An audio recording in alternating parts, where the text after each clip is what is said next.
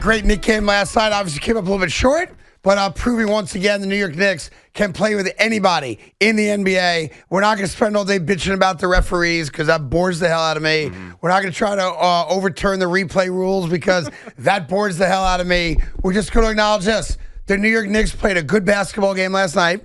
They went up against a great basketball team, and they matched them toe-to-toe, possession for possession, had 2 cracks at it at the buzzer to win it, and sometimes the ball don't bounce your way. Period, stop. We're not going to go crazy about last night's game other than acknowledging the New York Knicks belong.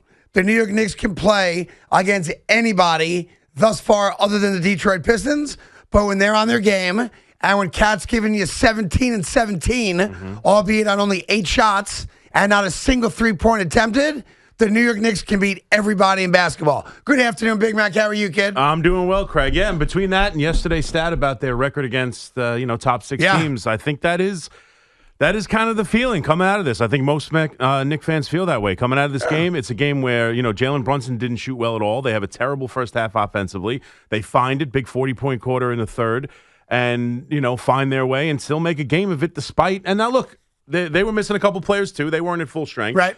But that's the kind of game. They have 2 cracks at the end. There's a couple of bad calls that do go against them. They did. I mean, that's just and by the way, the nature not of the even beast. worth debating. No, that's a charge. It was a charge on SGA. And I know Frank Gasol's like it wasn't a charge. It was a charge. It's as clear a charge as I've ever seen. You can talk about the OG on the and one on OG where they reversed it and make it an offensive foul, and the out of bounds, questionable out of bounds on Karl-Anthony Towns. It then became a foul. It went from Nick's ball to they're shooting 2. It was a great game. It was a playoff atmosphere. Yeah. The Garden was rocking last night, and yes, it sucks to lose.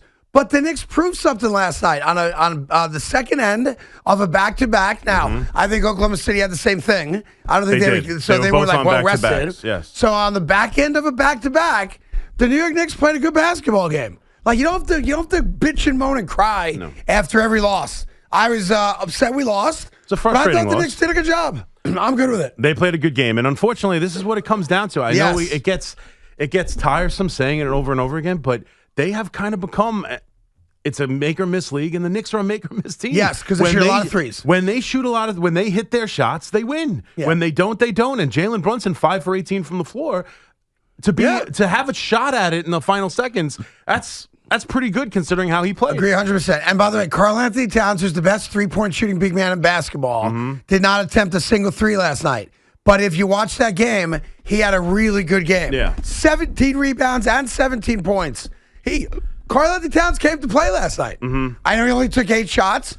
It's still a problem. Yeah. Craig. It's a problem. He needs to get the ball more. Like, we don't, like... Thunder happen to be a great defensive team. I know, but Josh Hart took more shots. Mikal Bridges took 6 more shots.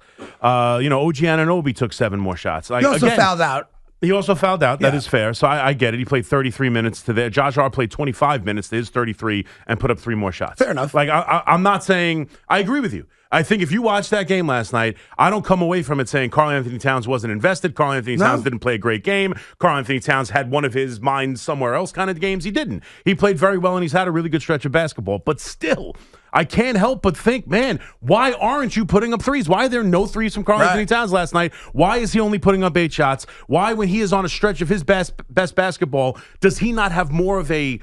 just a takeover element to his game? It's frustrating. It's going to be that way. And that's just... If they don't hit their shots, they lose. Karl-Anthony Towns, even on good games, isn't offensively invested as much as we like. These are talking points that come out of every game. But last night against the Oklahoma City Thunder, I do think the feeling now is when the Knicks play their game, they're right there with anybody. Yeah, bottom line is this. We got 19 games to go, and the New York Knicks have a chance for an NBA championship. So enjoy that. Football thing for you. DJ Moore gets traded today from the Chicago Bears to the New England Patriots, right? Now you understand why they got rid of Stefon Diggs, because they had a deal waiting, right? It's just interesting to me that you have these wide receivers now, like DJ Moore, who only had 50 catches last year and only had 88 targets last year. But this is a 28-year-old stud, DJ Moore, now going on to his 3rd team. But I'm looking at going as a Giant fan. Now, I know they gave up a 2nd-round pick, right? I think that's what the deal is now. Yeah. That's what the Chicago Bears got, right? Second for more and a 5, and they're taking on $15 million of his contract this year. His contract becomes guaranteed in a week or so, so they're going to have him on the hook for 2 years. So I think we all agree you shouldn't have given up a second-round pick to get him. So we're in the same boat on that. I don't like the trade with the Bills at all. But I said the Patriots. I apologize. I was going to say Diggs got released by the Patriots. Yeah, I apologize. Yeah. The Buffalo Bills get a number 1 receiver now. Obviously, they had Stefon Diggs 2 years ago. They ate $32 million against the cap because he was that much of a pain in the ass. But now that I know the Giants were involved in the McDuffie deal and trying to get him from Kansas City, every time, and this is a good thing, by the way. Like, if I'm a diehard Giants fan, on this? The first thing I said this morning when the news came out, I said, I wonder if the Giants made an offer. Right? Yeah. Now I know NFC, AFC, NFC versus NFC. Maybe they don't want to trade him in the NFC. I don't know about that. But I'm watching that trade saying to myself, now that I know the Giants are in it to win it, I wonder if the New York Giants, because they have a needed wide receiver, so much so that you want to draft one with the 5th overall pick, which we discussed a lot yesterday, that would be a way to get a veteran stud wide receiver. The question is, how much would you have valued him? And I'm with you in lockstep. If I'm the New York Giants, I would not have done that trade. No. I think the Bills have a much more pressing need for a number 1 wide receiver, and with Josh Allen, in his prime years. But I think the takeaway for me, and it's a good thing for you, Big Mac, you're going to like this, right? Okay. Because it's me being positive about your football team. I like that. The fact that I even considered, did the New York Giants pick up the phone and see if they could get a deal done for DJ Moore, I think is a major shift, like a paradigm shift for New York Giant fans, where you now think every available top-level free agent is a potential New York Giant. That's a good thing. That is a good thing. Yeah. I think that is a good thing. And we talked about it yesterday. I think they're big game hunting, and I think they're going to be in the mix for a lot of stuff. I talked on the last stop last night for the brief time I had. Fred Warner being released in San Francisco, him being available.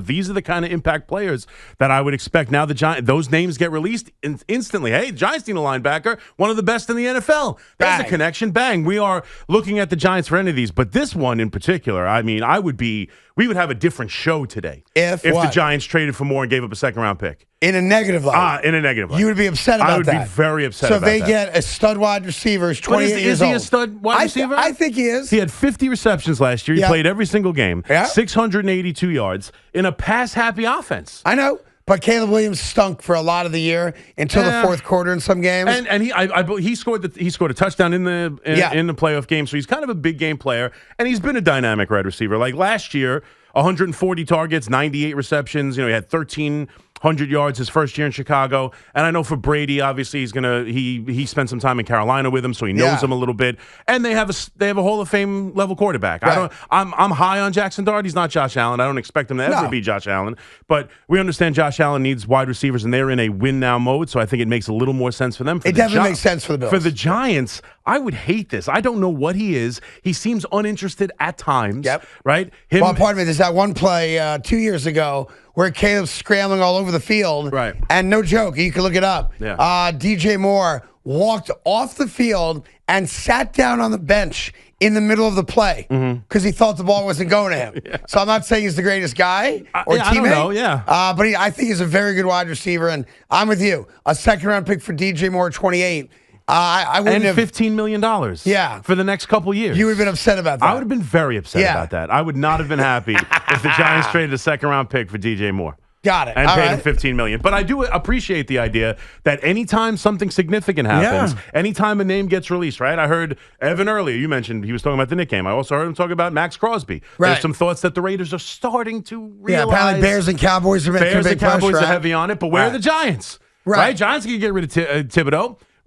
Edge rush, him and Burns? Can you imagine? That would be the most. And Dexter Lawrence coming off a down year, right? No doubt about it. But prior to last year, he was the best pass rusher from the defensive tackle position in the NFL. He created more pressure on the quarterback than any other D tackle in the sport. You have him in the middle, and you have Crosby and Burns on the outside. That's as lethal a pass rush. And then you throw in Abdul Carter. We all expect to have a big bounce back. All of a sudden, you have a pretty good defense. All of a sudden, you have the best pass rush in the NFL, bar none. Bar none. I wouldn't say bar none. I would say bar none. Bar none. On paper, you have a very good pass rush. Best pass rush, bar none. All right, on paper. Oh, on paper. But yes, paper. it's got everything's got to happen. Like Abdul Carter has to take the step, obviously. Just Burns and is Maxx a lock. Crosby alone. And if you had Burns and Crosby, Abdul Carter can be traded at that point. Yes, right? absolutely, because of course. it's almost redundant. Yeah. It's almost overkill right there. Then we're back to yesterday and how we could figure out how the Giants get $100 million in cap space. Yeah, they can't. But I understand. They can't. I did the math again this morning. They can't. I'm just saying. That's what I'm talking about. The Raiders start to nudge. There's some room about the Cowboys and the Bears. Where are the Giants on that conversation? Where are the Giants on Moore? Where are the Giants on Fred Warner? Where are the Giants on cornerbacks from So let me ask you this question: since you're in the market for a wide receiver now, yes. And he's obviously being released by the New England Patriots, and he's apparently a team cancer. If you consider the fact that the Buffalo Bills got rid of Stefon Diggs and $30+ million against the cap because he was that much of a pain in the ass, and then he went to Houston, unfortunately tore his ACL. Then he goes to New England for a year, had a great year last year, made Drake May look like an MVP candidate, and now we know he's just an average quarterback at best. But Stefon Diggs, once again, has outworn his welcome within the first 12 months he was there. Made over $20 million last year for the New England Patriots, and they saved $16 million against the cap next year. So you're towards the end of a career, but the guy is a stud. Damn near had 1,500 yards last year and over 100 catches for an average quarterback, where he was the main target. Booty, of course, became a more prominent part of that offense, and Matt Collins did as well. That being said, would you take a flyer on a guy that every member of the Minnesota Vikings team a few years back said he's the one guy I would not let my daughter date on this roster? Yeah. Or would you say, too much trouble for me right now, especially with a young quarterback, but my pushback on that would be, look what he just did with Drake May. Yeah. Drake May is not a good quarterback, and he made him an MVP runner-up. I think the prevailing thought from Giant fans would be an immediate and instant no thank you. Really? I do. But I don't know. I don't know if that's the case. I got to be honest. I don't know if I love it, and I'm not saying the Giants should do it. But if you get the kind of coach like John Harbaugh, right? If you get that kind of coach that you believe he is, right? He's not an offensive guru. He's not a defensive guru. He is a CEO, and he is to get everybody going in the right direction. Yeah. He's going to take that entire team to West Virginia, and they're going to come back as tight as they've ever been. Like, this is what we believe. This is why he was hired. If you have a coach like that, and you are looking for another wide receiver, and it's a flyer, and he still proved that he could play, and when he is winning, and when he is in the middle of something that's going positive, I don't think it's crazy. I don't think it's crazy to bring him in. I really don't. Now, obviously the numbers got to be right. Yeah. But you're talking about a top 10 wide receiver in football still. Now, he's got trouble. And he's available. He's got trouble outside of the game. Yes, he was allegedly physically assaulted his private chef. He's got multiple issues. He apparently going on owes right her now. some money. Yes. At least allegedly. He's also got a lot of babies and mouths to feed, and a lot of women who mothered those children and gave birth to them. You've also got the Cardi B nonsense that's out there as well. And I think the reality is with Stefon Diggs, why a lot of teams will stay away from him, is the fact Stefon Diggs, and you'll experience this when your boys get older, Stefon Diggs is like when you have a 16-year-old son or daughter, all right? And you go to bed every night when they're out with their friends worrying about, is the phone going to ring at 3 o'clock in the morning? That's Stefon Diggs. And on one day, the phone might ring, hey, I'm going to be a dad again. Another night, the phone might ring, your star wide receiver is on a boat with a bunch of Instagram skanks allegedly snorting pink dust. You may have to come downtown to get him out. Yeah. So that's what Stefon Diggs is like. So it's always fun. There's always something happening. Everybody hates him by the time he leaves. But, man, that guy gets open, and that guy catches the damn football. I mean, he had 85. And the Giants have had a lot worse 85 than Stefon Diggs. They certainly have 85 catches, 1,000 yards. I mean, look, again, Drake May. I'm still looking with Drake May. I'm still looking, which by the way, he almost won the MVP. I know, because of Stefon Diggs. That's not Drake May's an average quarterback. History will prove me to be right on that. Okay, maybe you're right. History but you can't, will prove. Yesterday, you just told me about how quarterbacks make wide receivers. Now today, wide receivers make quarterbacks. I mean, like, come on. Goes both ways sometimes. Right? Yeah. Jerry Rice made Joe Montana, excuse me. You think so? 100%. Okay. Joe Montana's an average quarterback. Okay. I don't know why people are so enamored with Joe Montana. Yeah, all right. Whatever. Take Jerry Rice off that team. Yeah, Joe Montana is a bum. Yeah. is I don't know, second coming of, let me think of a good guy here. You take Jerry Rice off the Niners, and your guy, your favorite quarterback, Joe Montana, is the second coming of Nick Foles. He's Nick Foles. He's Nick Foles, yeah. Mm-hmm. Maybe he has one Super Bowl championship. That's it. Yeah, Nick Foles. All right. So we got lots to do today, lots of football. Listen, I don't love it, but I don't think it's crazy. I don't think they should just dismiss it. But because that's what when you feel like you have an environment that's going to be like, that's why the Patriots, everybody would always say, I know this is the different regime and he went to go to the Patriots, but when they had Bill Belichick, Randy Moss goes to the Patriots. Right. Anytime there's an issue, send him to Bill. He'll get the most of them. And we all said it universally. Like, oh, I want no part of him. I want no part of him. I want no part of him. Oh, he went to the Patriots. He's gonna have a monster season. Exactly right. Like that's what everyone said. Yeah. So like, do the Giants have that kind of atmosphere right now? Is that the kind of culture? It depends what you think of John Harbaugh. That John Harbaugh's bringing in. Yeah. Well, reputationally, I think you have that. Obviously, it's not Bill Belichick, but your point's a good one. We'll get all your calls on all that. 888-808-1019. And then an interesting question came up in the death of Lou Holtz yesterday, Big Mac. And we didn't really get into it much outside of you just referencing that. The longtime legendary college football coach had passed away. I found his obituary to be very interesting. And I find a lot of the videos out there of people who worked with him, who had great stories to tell about him. Mm-hmm. The stories that they're telling about him as they reminisce about their experiences with Lou Holtz. And I'm going to ask you kind of a general question, and we'll get to it later in the show, okay? Should dying whitewash the bad stuff about you? And should you only be remembered or thought of based on the positive and the good things about you? Because sometimes death is like, you know, when you die, it's like you have to be a real douchebag. Excuse me. I apologize. You didn't quite finish. You got to be a real douche knuckle when someone dies to then urinate on the grave. Is that fair to say? Sure. Now, a lot of people have had some issues publicly, well documented, and that shouldn't define them either. But a lot of times in death, we seem to only remember the positive things. And I'm wondering if Lou Holtz is an example of that for you. And if anybody remembers the Arkansas situation. I don't even know if you know the Arkansas situation. I don't know it that well. Okay. I know there is one. No. It's a big one. Yeah. It's a big one. So I just want to let that marinate in your brain for a minute, okay? And then later today, I'm going to give you 2 examples, all right? Maybe a third example of how death cleansed the negative part of a man's life. And of the 3 I give you, and I'll read directly from either an obituary or a newspaper's reporting on someone's death, I'm going to give you 3 examples.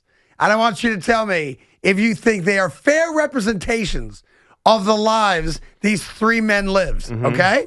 It's all sports related. Okay. All right? Okay. And I just want you to let that marinate a little bit. I'm going to let that marinate. Let it marinate because it reminds a little bit. It reminds me of a situation. All right. So maybe we'll get to it then because I've always thought that because John Lennon was assassinated, that he became the genius of the Beatles. Okay, as opposed to McCartney. Yeah, it was the Lennon and McCartney thing, and then when he gets assassinated, he becomes like kind of larger than life. Larger than life. Okay. And Paul wrote the silly love songs, and John was the real force behind the Beatles and everything. And I feel Paul gets a bad rap because of it. So all right, a little different, but I get it. Yeah. So death, you think, kind of colored the way people talked about and Kurt Cobain. Okay. I think he becomes the great artist of the 90s a lot because of the tragedy that befell him. Right, and he might have been murdered. Maybe. Which we're now learning more about. I know. That would be even more tragic. I'm fascinated that by we that. took away one of the great, one of the founders of grunge. Yeah. Right? In a CIA op. Is that what they think? Yeah. Oh, I got to read up on this. Or they think someone had him killed for some other reasons. Oh, okay. But there's a thought it was a CIA op by some people. Wow. And people think that he had drugs shoved into his mouth. That's, conspiracy theory, but I don't mind it. I'm here for it. All right, we'll get your calls, 888-808-1019. We got the New York Giants now on the clock for every top player in the NFL. We got some Yankee baseball because a very interesting decision by the New York Yankees again today about who's playing shortstop. And I'll give you a chance to kind of... You noticed that, to riff did on you? that. Dude, I'm all in on baseball this year. I'm excited. Yeah, I wish it wasn't as boring as it's been, but I'm all in. I wish I was Latin American so I could really enjoy baseball the way it's meant to be enjoyed. And I'm going to talk to the commissioner about that. I am. I think we should bring in Latin American baseball fans, and I think they should teach, us non-Latin American Americans, like fan lessons. I think we need to find out. Like I said yesterday on the show, we need to figure out what we're missing because there's no doubt we're missing something. Because they had fun again yesterday, another meaningless game. You had a fight broke out in Canada versus I don't know what country. Did you see that one? Are you sure that was this year? I don't know when it was, but I saw it today. I thought that was an older video from 3 years ago. I still love it. Guys brawling for a meaningless game. Yeah. Yeah, we're missing out on something. I'm going to get to the bottom of it right in time for opening day. Your call's coming up. We'll start off with the Giants as well, and we'll get you cooking on a Thursday on the Fan. And we're coming to you live from the Town Fair Tire Studios, powered by Town Fair Tire. Nobody beats Town Fair Tire. Nobody.